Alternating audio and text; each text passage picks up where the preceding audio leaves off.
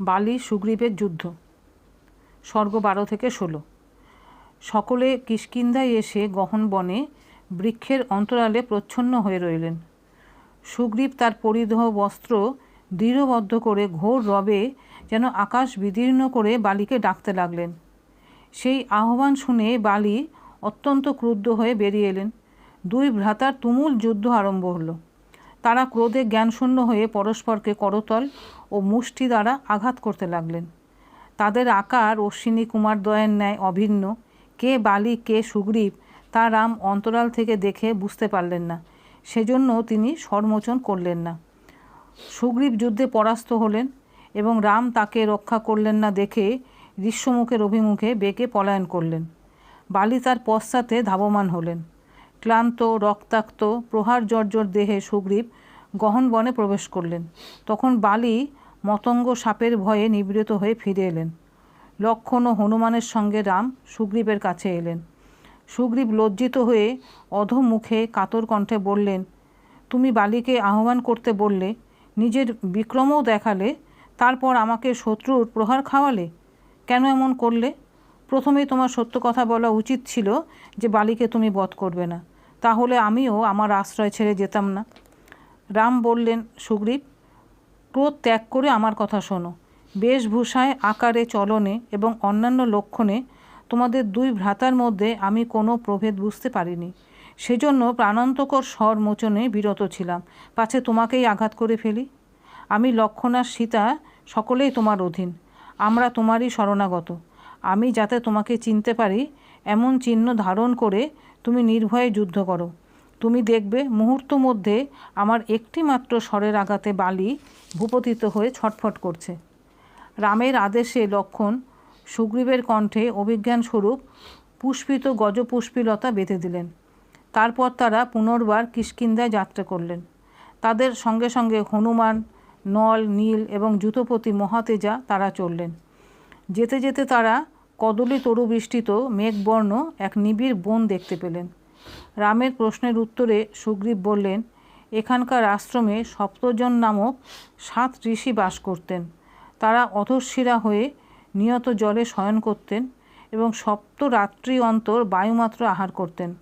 তারা 100 বৎসর তপস্যার পর সশরীরে স্বর্গে গেছেন। তাদের তপস্যার প্রভাবে এই তরুবৃষ্টিত আশ্রম সুরাসুর, পক্ষী ও বনচরদের অগম্য হয়ে আছে। কেউ যদি মোহবশে প্রবেশ করে তবে আর ফেরে না। এখানে ভূষণের নিক্কণ, মধুর কণ্ঠস্বর, তুর্যধ্বনি ও গীত শোনা যায়।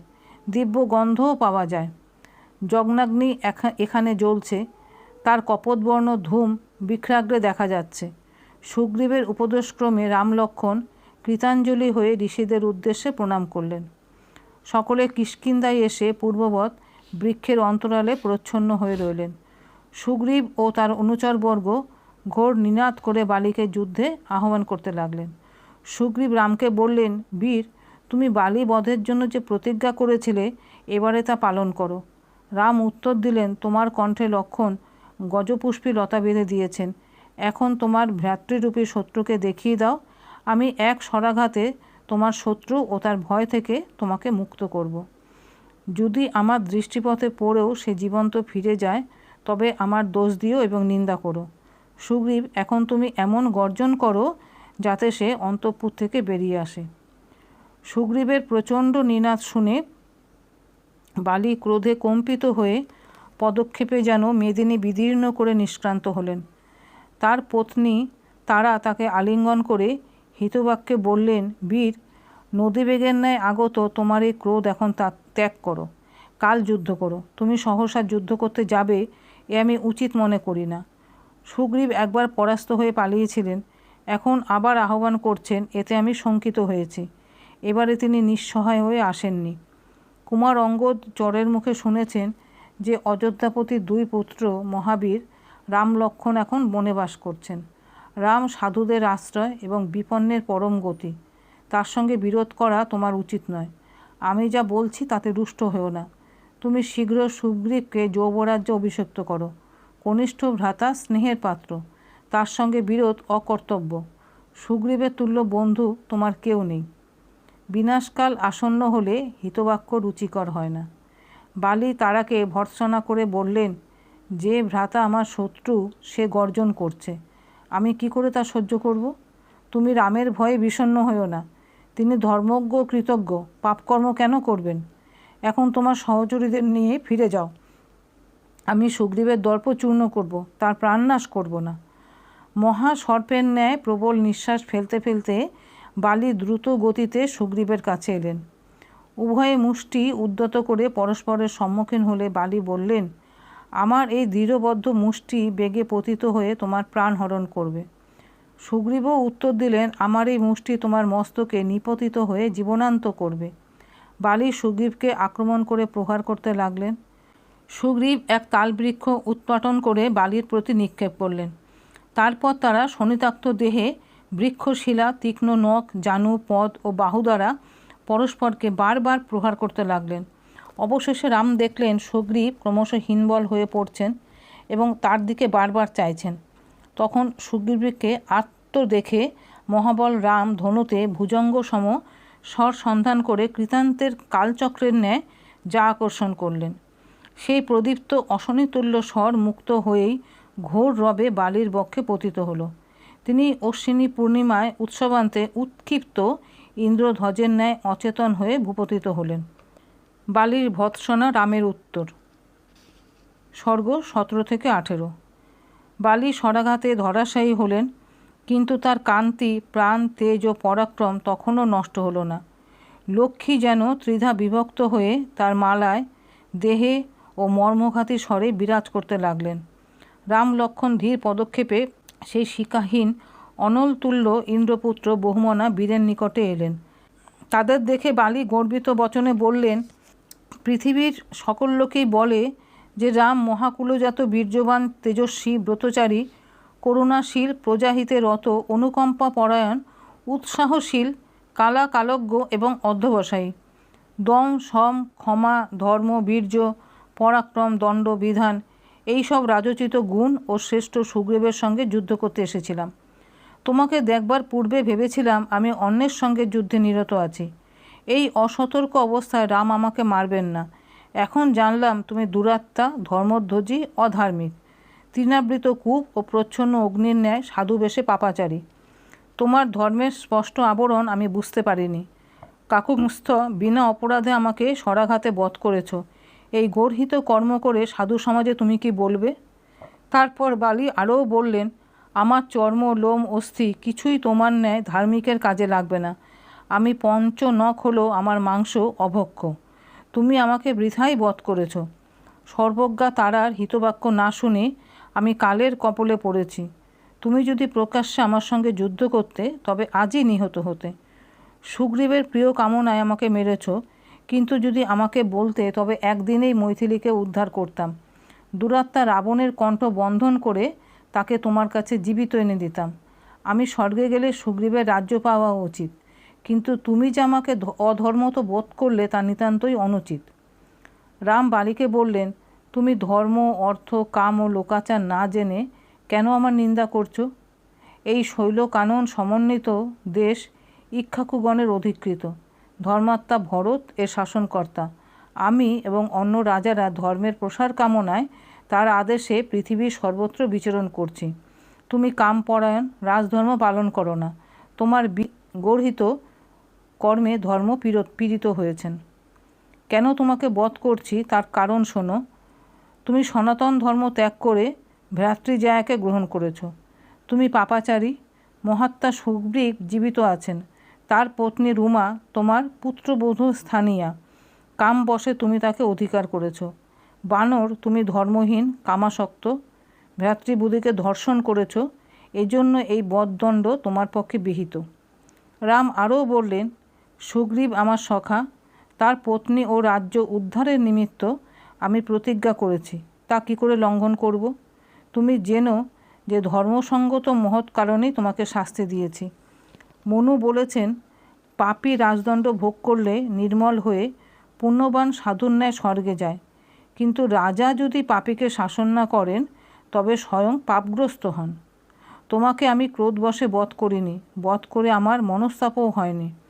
লোকে প্রকাশ্য বা প্রচ্ছন্নভাবে জাল, পাশ প্রভৃতির দ্বারা বহু মৃগ ধরে থাকে।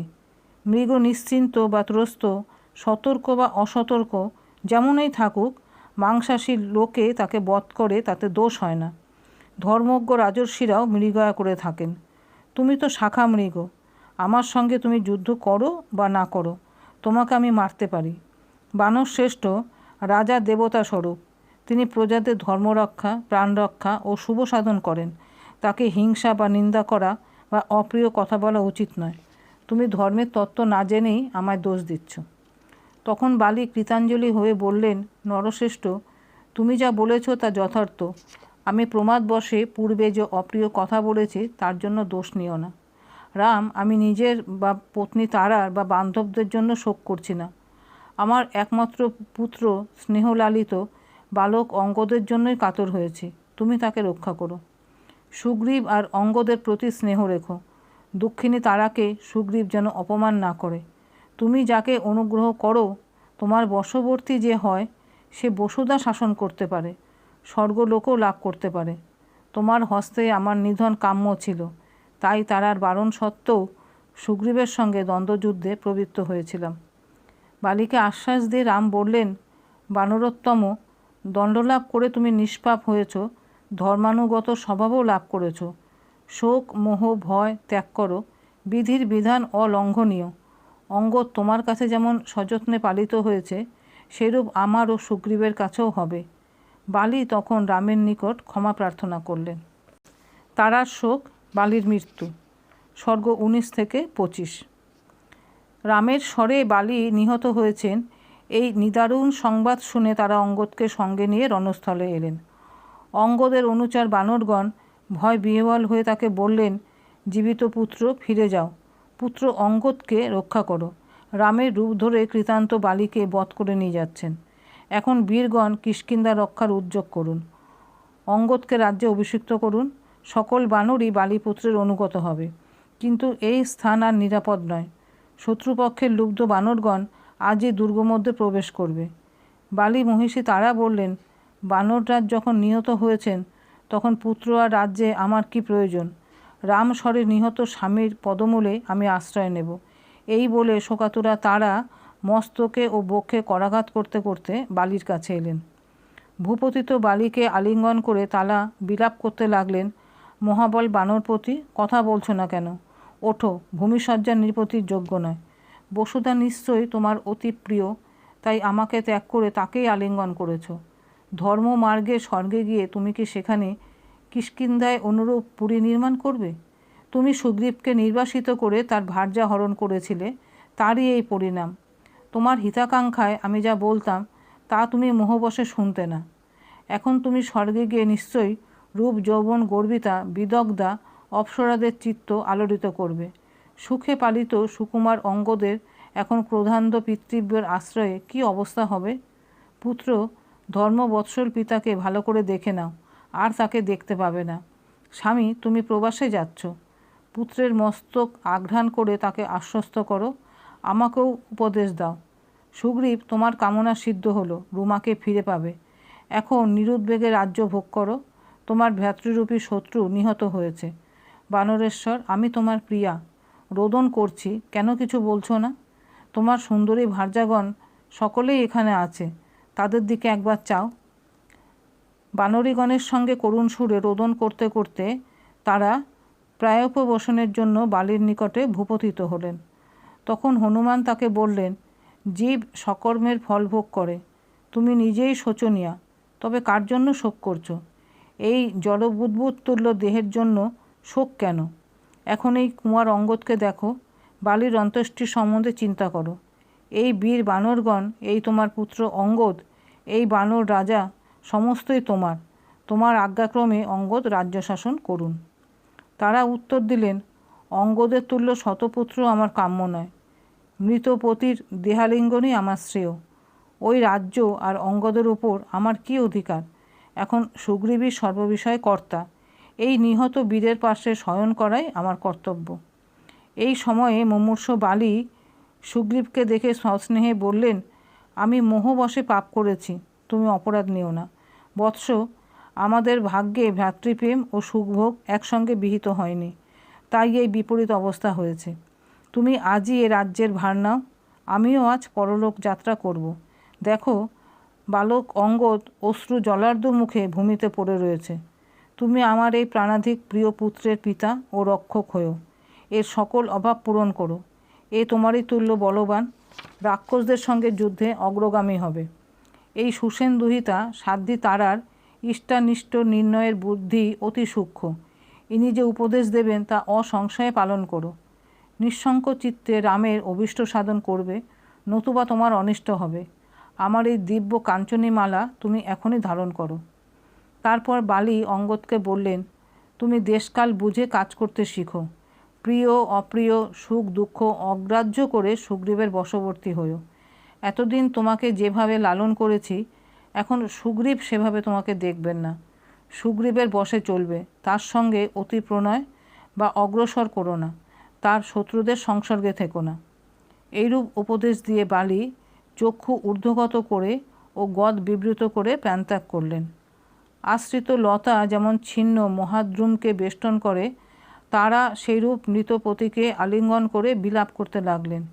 গিরিগহ্বরে প্রবিষ্ট ভুজঙ্গের ন্যায় যে বাণ বালির দেহে বিদ্ধ ছিল, নল তা বার করে নিলেন। পর্বত থেকে যেমন রক্ত গৈরিক রঞ্জিত জলধারা নির্গত হয়, আঘাত স্থান থেকে সেইরূপ শোণিত স্রাব হতে লাগল। পতির গাত্র থেকে যুদ্ধের ধূলি মুছিয়ে দিয়ে তারা অঙ্গদকে বললেন, পুত্র, তোমার পিতার দারুণ অন্তিম দশা দেখো। এর পাপকর্মজনিত শত্রুতার এখন অবসান হলো। প্রভাত সূর্যের ন্যায় উজ্জ্বল তনু তোমার পিতা পরলোকে যাচ্ছেন, একে প্রণাম করো। অঙ্গদ ভূমি থেকে উঠে স্থির ও সুগোল বাহু দিয়ে পিতার চরণ ধারণ করে জননীর সঙ্গে বিলাপ করতে লাগলেন। সুগ্রীব রামের কাছে গিয়ে বললেন, নরশ্রেষ্ঠ, যে প্রতিজ্ঞা তুমি করেছিলে তা সফল হলো, কিন্তু এই ধিক্কৃত জীবন ধারণ করে আমি রাজ্যভোগ চাই না। আমি ঋষ্যমুখে চিরকাল বাস করব। ভ্রাতৃহত্যার পর সুরলোক লাভও আমার কাম্য নয়। আমাকে বধ করা মহানুভব বালির উদ্দেশ্য ছিল না, আমি তার প্রাণহরণ করতে চেয়েছিলাম। তিনি ভ্রাতার কর্তব্য, সাধু স্বভাব ও ধর্মরক্ষা করেছেন, কিন্তু আমি কেবল কাম, ক্রোধ আর বানরত্ব প্রকাশ করেছি। আমার পাপ অচিন্তনীয়। আমি অগ্নিপ্রবেশ করে ভ্রাতার সঙ্গে মিলিত হব। আমি গত হলে এই সকল বানর বীরগণ তোমার আদেশে সীতার অন্বেষণ করবে। শোকার্ত সুগ্রীবের কথা শুনে বিমনা হয়ে সজল নয়নে তারার দিকে চাইলেন। রামকে দেখে তারা বললেন, তুমি জিতেন্দ্রীয়, ধর্মাত্মা, কীর্তিমান। যে বাণে আমার স্বামীকে মেরেছ, সেই বাণে আমাকেও মারো, আমি তার কাছে যাব। বালি অন্য রমণীকে চান না। স্বর্গে বিচিত্র বেশা অপ্সরারা তাকে ভজনা করবে, কিন্তু আমাকে না দেখলে তার দুঃখ দূর হবে না। বৈদেহীর বিরহে তুমি যেমন দুঃখার্ত, আমার বিরহে বালিও সেইরূপ হবেন যেন। আমাকে বধ করলে তোমার স্ত্রীহত্যার পাপ হবে না, কারণ আমি বালিরই আত্মা। তারাকে প্রবোধ দিয়ে রাম বললেন, বীরপত্নী, ভ্রান্ত মতি ত্যাগ করো। বিধাতা সকল প্রাণীকেই সুখ দুঃখাধীন করেছেন। বিধির বিধানে আবার তুমি সুখে হবে, তোমার পুত্র রাজ্য পাবে। তারপর রাম, সুগ্রীব, তারা ও অঙ্গদকে বললেন, শোকে আর পরিতাপে মৃত ব্যক্তির মঙ্গল হয় না। বালি যুদ্ধে প্রাণত্যাগ করে স্বর্গলোক লাভ করেছেন। তোমার এখনকার যা কর্তব্য তা সম্পাদন করো।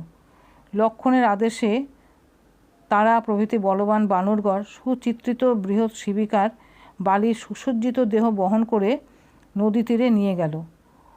অঙ্গদ সরোদনে সুগ্রীবের সহায়তায় পিতাকে চিতায় শায়িত করলেন এবং যথাবিধি অগ্নিদান করে চিতা প্রদক্ষিণ করলেন। তারপর অঙ্গদ, সুগ্রীব, তারা ও অন্যান্য বানরগণ তর্পণ করে বালির প্রেতকার্য সমাপন করলেন। সুগ্রীবের রাজ্যলাভ, প্রসবনগিরি। স্বর্গ 26 থেকে 27।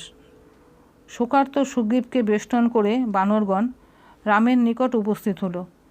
কাঞ্চন শৈলকান্তি অরুণ বদন হনুমান কৃতাঞ্জলি হয়ে বললেন, কাকুস্থ, তোমার প্রসাদে সুগ্রীব পৈতৃক রাজ্য ও বানরগণের আধিপত্য পেলেন। এখন তুমি আজ্ঞা দিলে ইনি নগরে প্রবেশ করবেন। সুগ্রীব স্নান করেছেন, এখন বিবিধ গন্ধদ্রব্য, ওষুধি, মাল্য, রত্ন প্রভৃতি দিয়ে তোমাকে অর্চনা করবেন। তুমি ওই রমণীয় বিশাল গিরি গুহায় চলো, সেখানে সুগ্রীবকে রাজ্যভার দিয়ে বানরগণকে আনন্দিত করো। রাম বললেন, হনুমান, 14 বর্ষ অতীত না হলে আমি গ্রাম বা নগরে প্রবেশ করব না। সুগ্রীবকে নিয়ে গিয়ে তোমরাই তার অভিষেক যথাবিধি সম্পন্ন করো। তারপর রাম সুগ্রীবকে বললেন, তোমার জ্যেষ্ঠ ভ্রাতার পুত্র মহাবল অঙ্গদকে যৌবরাজ্যে অভিষিক্ত করো। এখন বর্ষাকালের আরম্ভ, 4 মাস যুদ্ধযাত্রা স্থগিত রাখতে হবে। তুমি কিষ্কিন্ধায় যাও, আমি আর লক্ষণ এই পর্বতেই বাস করব। এই গিরিগুহাটি সুরম্য, বৃহৎ ও বায়ু প্রবাহযুক্ত। নিকটে কমল উৎপল শোভিত জলও প্রচুর। এখানেই আমরা আশ্রয় নেব। কার্তিক মাস পড়লে তুমি রাবণ বধের উদ্যোগ করো। এখন তুমি নিজ আলয়ে যাও। রামের আজ্ঞানুসারে সুগ্রীব কিষ্কিন্ধায় প্রবেশ করলেন। বানর প্রজাগণ ভূমিষ্ঠ হয়ে তাকে প্রণাম করলে। সুগ্রীবের সুহৃদবর্গ নানা উপচারে তার অভিষেক সম্পন্ন করলেন। অঙ্গদও যৌবরাজ্যে অভিষিক্ত হলেন।